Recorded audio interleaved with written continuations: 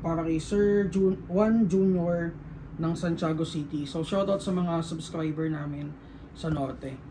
Okay, so full metal assembly, front assembly, 10 inches with DD markings. Receiver is metal with cold markings.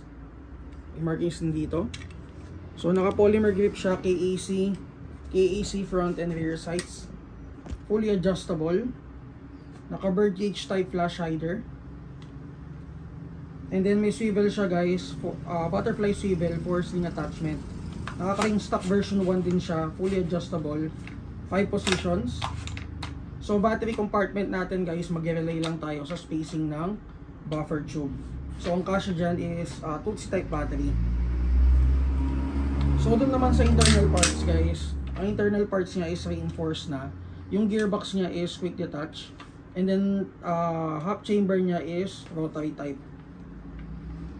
So doon naman sa box, ang kasama niya is itong stock battery and then charger. So meron na rin pala siyang kasamang metal piston body and metal spring guide. So sa magazine niya naman, ang magazine niya is a 300 rounder camo type magazine. Okay, so test natin.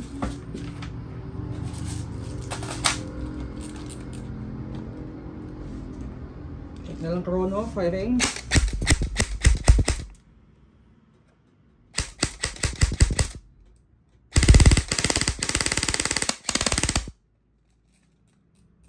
So FPS is around 395. For the new batch guys, so may mga kasamang ganito, yun ang FPS nya.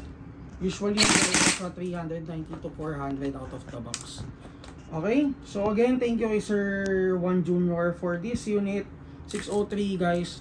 So meron pa tayong 603WB, so check nyo guys sa Google Drive natin. And if you have questions, more questions sa unit na to, mag-PM lang kayo sa page natin. Thank you.